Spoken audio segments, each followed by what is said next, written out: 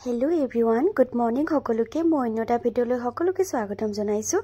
আজি বনাব লৈছো পাপায়া সালাড, থাইল্যান্ডৰ খুবেই ফেমাস এটা সালাড। তাৰ কাৰণে আমাক ফাল অমিতা লাগিব, গাজৰ আৰু কেটামান বাদাম। মই এনেকৈ বনাইছো আৰু সিম্পল কে, আৰু ইয়াতে আপোনালোকে গুৰো এড কৰিব পাৰিব আৰু কবি এবিলাক এড কৰিব পাৰিব, কিন্তু মই জাস্ট এনেকৈ বনাম।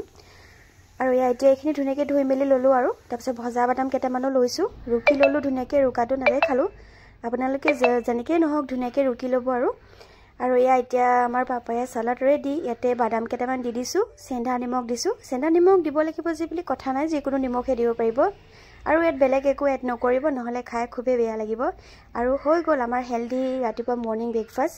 এয়া পাপায়া সালাড, গাজৰ আৰু অমিতা কি গুণ আছে সেইখিনিও আপোনালোকে জানে, মই নকলেও হ'ব। থাইল্যান্ডৰ মানে এনেকৈ এইটো খাই আৰু বহুত ফেমাস, তো সেইটো কাৰণে ভাবিলোঁ ৰেচিপিটো শ্বেয়াৰ কৰোঁ। মই এইটো প্ৰায় খাই থাকোঁ, কিন্তু সদায় নহয়, কেতিয়াবা খাওঁ। মই আগতেও এটা ভিডিঅ'ত দেখাইছিলোঁ বাৰু আপোনালোকক।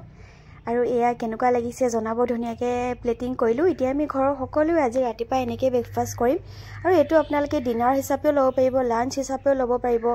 ব্ৰেকফাষ্ট বুলি কোনো কথা নাই, মানে যেনেকৈ লয় আৰু নিজৰ ইচ্ছা।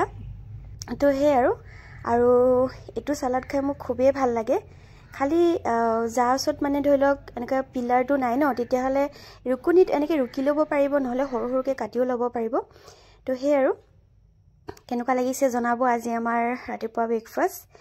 তো আজি ৰাতিপুৱা চিধা এনেকৈয়ে খাইছোঁ আৰু বেলেগ বোলো একো নবনাওঁ, ইমান এটা হেল্ডি ব্ৰেকফাষ্ট। আৰু ইয়াতে আপোনালোকে এলমণ্ড বাদামো দিব পাৰিব। এইখিনি খাবলৈ খুবেই সোৱাদ লগা হৈছে। তিয়ঁহ এড কৰিব পাৰিব, কিন্তু মই আজি তিয়ঁহ দিয়া নাই। তো সেই আছিলে ভিডিঅ'টো। যদি ভাল লাগে তেতিয়াহ'লে ছাবস্ক্ৰাইব কৰি দিব। আজিলৈ আহিছোঁ, বাই।